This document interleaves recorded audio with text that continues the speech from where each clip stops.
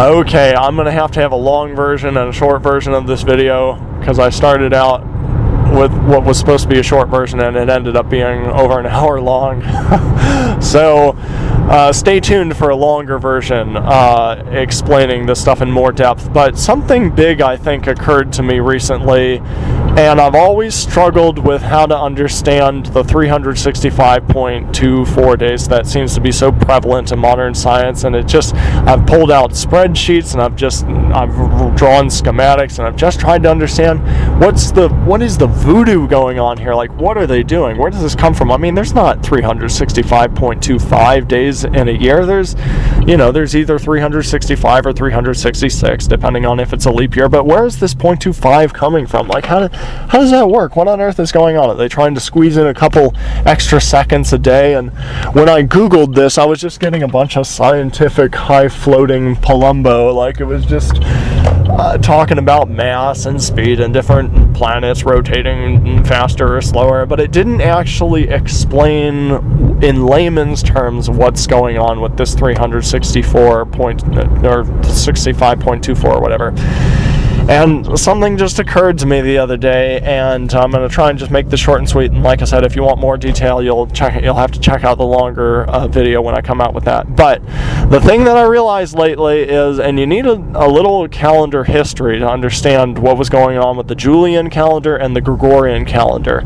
But the point of these calendars and the evolution of these calendars is they're trying to stay in sync with the seasons. That is the goal of man's calendar. Calendars, a word that does not appear in the scriptures, but it's man's attempt to sync up with the seasons. And so man has come up with different methods to intercalate. There's the leap day, there's the leap year, there's the leap month in the Jewish calendars, lunar calendars. There's the leap week in different Zadokite calendars and Dead Sea Scroll calendars and things. So there's all these methods to intercalate, but all of them are with the goal of trying to sync up with the seasons.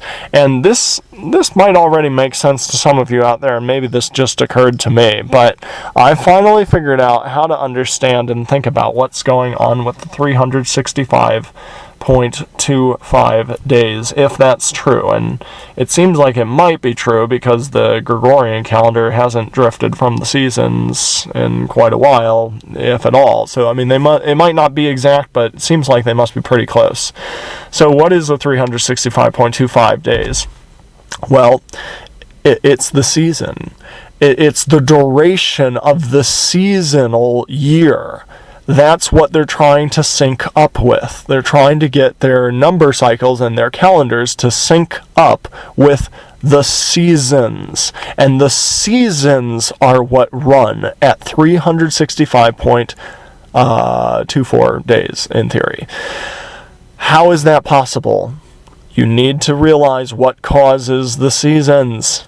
The seasons are caused by the sun, and specifically by the movement the sun makes north to south over the course of a year. So, obviously we all see the sun moves east to west over the course of the year. But the sun also every day makes a slight movement north to south over the course of a year. And it is this movement that gives us the seasons. Like, over the course of a year, if you remember from school, I'm sure at some point in school you learned some variation of this, but the sun, whether it's flat or round Earth, doesn't really matter, but the sun is going to move, or appear to move, or whatever. The Earth is going to rotate, whichever model you subscribe to. I'm still looking at that for myself, but anyway, whichever one it is, whichever way, sun moving, Earth moving, it's gonna appear that the sun is moving between the Tropic of Cancer and the Tropic of Capricorn over the course of a year. So those are two lines of longitude on either side of the equator, and that's kind of where the sun bounces between over the course of a year, like a ping pong ball between two ping pong paddles. And it north to south with respect to a location on Earth. But so, for example, in North America, when the sun is, I don't know which tropic is the one over America, but when the sun hits that tropic that is in the north, that's when we in the north will have summer, and those in the south will have winter. But when the sun goes down to the tropic in the south, then they're going to have summer and we're going to have winter.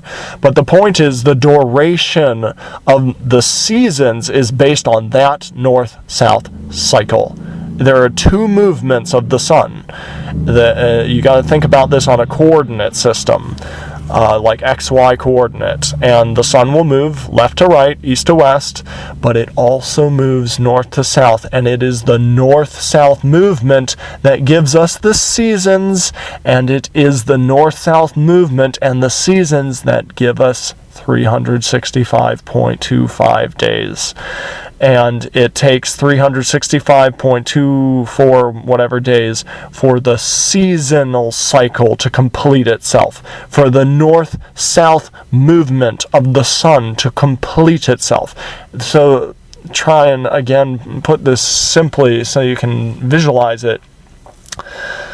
The east-west movement is not, and the north-south movement are not divisible by one another.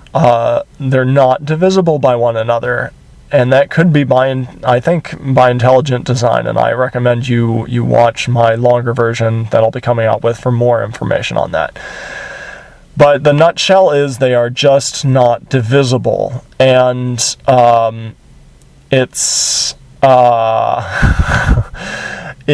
they're not divisible, and it's off by 25% of a day. That's where the 0.25 comes from. Like, it's not the same. By the time the sun goes from equator to the north, back to equator to the south, from the south back to equator, that is one seasonal year, and it takes 365.25 days. And so if you started at point A, say, I don't know too many places along the equator, but if you started at a latitude of like 90 or something, the next year, when the cycle completes, when this year cycle, seasonal cycle completes, it's going to touch back at the equator at a latitude of, it's going to shift like 20 or 5% of the latitude. So is that 360 degrees? So it's going to jump like, I don't know, what would that be, 90 degrees of latitude. So, and I forget which way they go. So that year it would either be close to 0 latitude or 360 latitude, depending on which way it went. And and every year it jumps like that. And so that's the explanation. And I've sat with spreadsheets and I'm trying to figure this out, but there's no voodoo, I don't think, that man is doing. I mean, the simple way to think about it is they're just trying to keep in sync with the seasons. And the Creator must, if it seems like the Gregorian calendar has kept in sync with the seasons, so it seems the Creator must have designed the north to south movement of the sun to take 365.24 days. And like I said, watch the longer video for more explanation. I might just upload that raw, just so that you can start chewing on that if you want to. Maybe I'll come out with a cleaner version of it later. But yeah, that in a nutshell, the way to think about that is the north-south movement of the sun is different, and it is not divisible by the east to south movement. And so by the time the seasonal north to south cycle is over, it doesn't match up perfectly on an exact day. Like, there's a shifting, and it'll touch down 25% of the map, 90-ish degrees of latitude it'll shift over.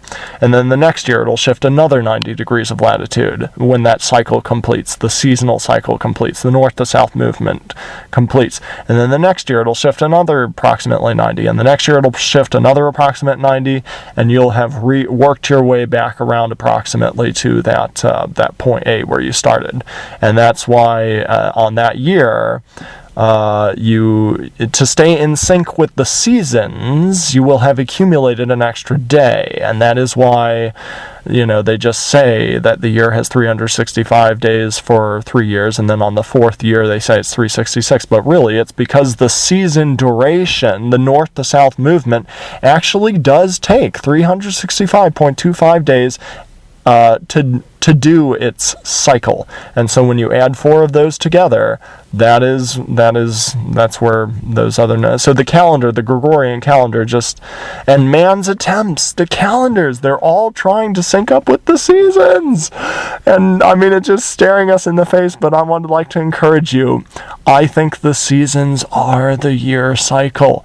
They tell you when the season begins. They tell you when the solar month begins. They tell you where the day begins. Like this question, I have these videos of where time begins. And so there's just a lot to this, but I just wanted to say that as food for thought. This is, again, already longer than I wanted it to be, but there's so much to say. This is big, has big implications to the stars too, but let me know your thoughts. Shalom, and may Abba bless you to continually seek out his truth and love with a pure heart.